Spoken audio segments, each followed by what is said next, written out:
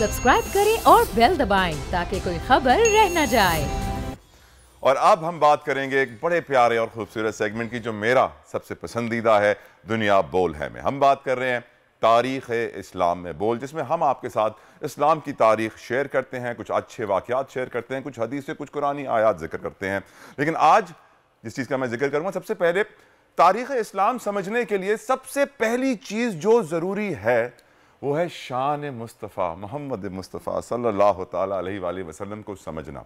और अगर शान मुस्तफ़ा आपको मैं समझाना चाहूँ तो मैं आपके सामने सूरह नजम की कुछ आयात हैं, आयत नंबर 1 से लेके 18 तक, नंबर 1 आयत से लेके 18 तक का मैं आपके सामने तर्जुमा पढ़ रहा हूँ, ताकि हम डिस्कस कर सकें और आप तक ये बात पहुँचा सकें कितनी कितनी खूबसूरत शान है आका नबी करीम मोहम्मद मुस्तफ़ा रहमतुल लिल आलमीन वजह तख्लीक़ कायनात की। बिस्मिल्लाहिर्रहमानिर्रहीम। कसम है उस ताबिंदा सितारे की जब वो नीचे उतरा तुम्हारा जिंदगी भर का साथी, ना राहे हक से भटका ना बहका, और वो तो बोलता ही नहीं अपनी ख्वाहिश से, नहीं है ये मगर वही जो उनकी तरफ की जाती है। उन्हें सिखाया है जबरदस्त कुव्वतों वाले ने, बड़े दाना ने, फिर उसने बुलंदियों का कसद किया और वो सबसे ऊंचे किनारे पर था। फिर वो करीब हुआ और करीब हुआ, यहां तक कि सिर्फ 2 कमानों के बराबर, बल्कि उससे भी कम फासला रह गया। बस वही की अल्लाह ताला ने अपने महबूब बंदे की तरफ जो वही की, न झुटलाया दिल ने जो देखा चश्मे मुस्तफ़ा सल्लल्लाहु अलैहि वसल्लम ने। क्या तुम झगड़ते हो उनसे इस पर जो उन्होंने देखा, और उन्होंने तो उसे दोबारा भी देखा सिदरतुल मुंतहा के पास, उसके पास ही जन्नतुल मावा है। जब सिदरा पर छा रहा था वो छा रहा था, न दरमांदा हुई चश्मे मुस्तफ़ा और न हद अदब से आगे बढ़ी। यकीनन उन्होंने अपने रब की बड़ी बड़ी निशानियां देखी। सुभान अल्लाहिल अज़ीम व बिहम्दिही अस्तग़फिरुल्लाह व असअलु मिन फ़ज़ली।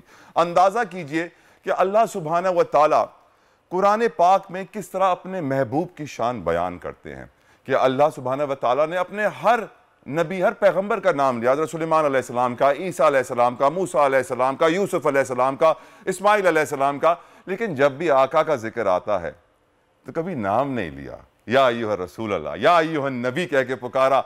अंदाजा कीजिए शान मुस्तफ़ा क्या है। अगर हम अपनी जिंदगी में शान मुस्तफ़ा का अहाता कर लें और समझ लें तो हमारी दीन की सारी मुश्किलात, दुनिया की और आखिरत की सारी मुश्किलात दूर हो जाएंगी।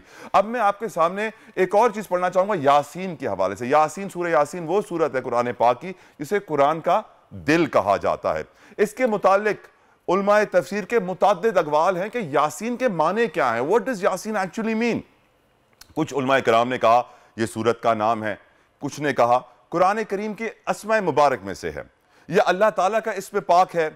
यासीन के माने लुगत में है या इंसान, और इससे मर्द इंसान कामिल यानी ये सबसे कामिल नबी करीम हजरत मोहम्मद मुस्तफ़ा सल्लल्लाहु तआला अलैहि वसल्लम है।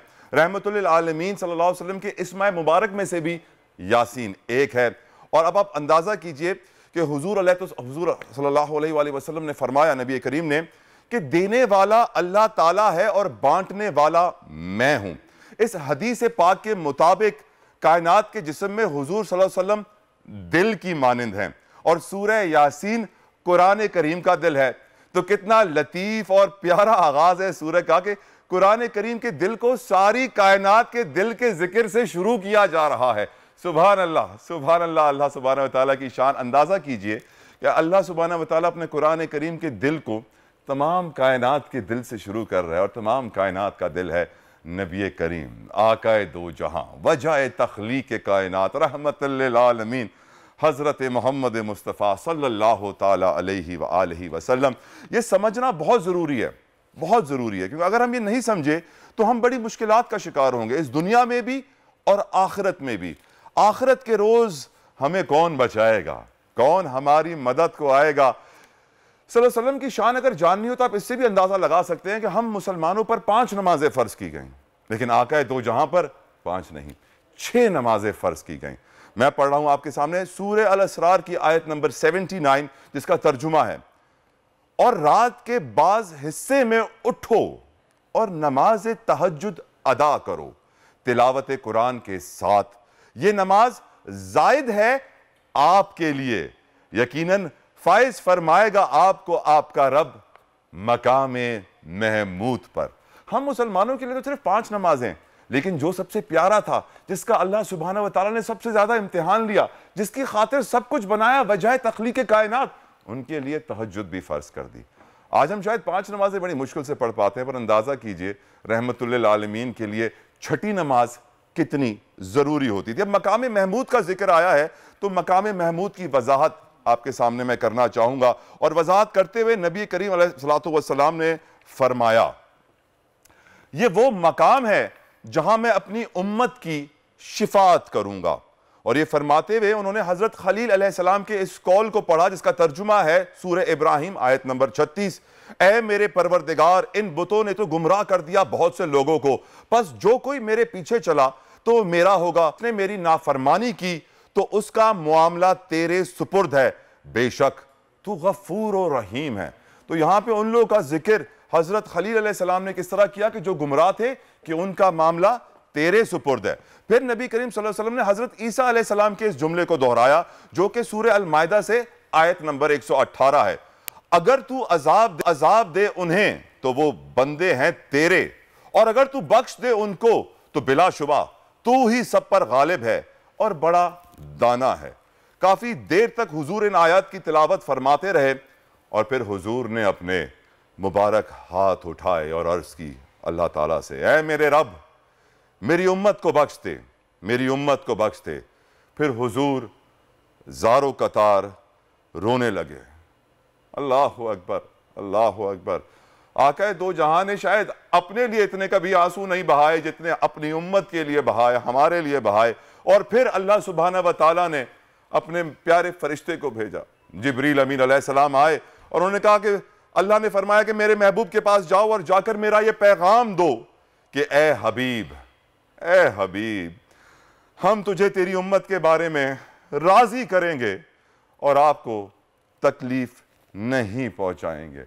अंदाजा कीजिए कि जिस हस्ती को नबी करीम सल्लल्लाहु ताला अलैहि वसल्लम को, रहमतुल्लिल आलमीन को अल्लाह ताला कह रहे हैं कि हम राजी कर लेंगे, अल्लाह ताला उनको राजी करना चाहते हैं, और हम अगर मुसलमान होकर उनको राजी ना करें तो हमसे ज्यादा बदकिस्मत और बदनसीब कोई भी ना होगा।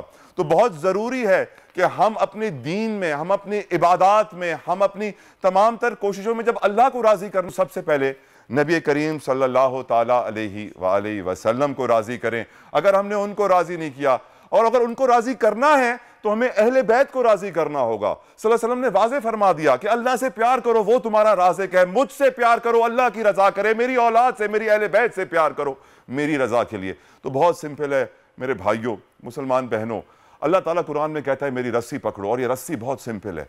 हमें अहले बैत का दर पकड़ना है, सल्लल्लाहु अलैहि वसल्लम के घर की गुलामी करनी है, ताकि सल्लल्लाहु अलैहि वसल्लम राजी हों, और सल्लल्लाहु अलैहि वसल्लम को हमने राजी किया तो ही हम अल्लाह को राजी करेंगे। और यकीनन यही दुनिया और आखिरत की निजात की कुंजी है। अल्लाह ताला हम सबको इस पर अमल करने की तौफीक अता फरमाए, कुरान पाक की हिदायत और अक्ल अता फरमाए, क्योंकि कुरान को समझने के लिए हमें अल्लाह की हिदायत और आका सल्लल्लाहु अलैहि वसल्लम की रहमत की जरूरत है। सब्सक्राइब करें और बेल दबाएं ताकि कोई खबर रह न जाए।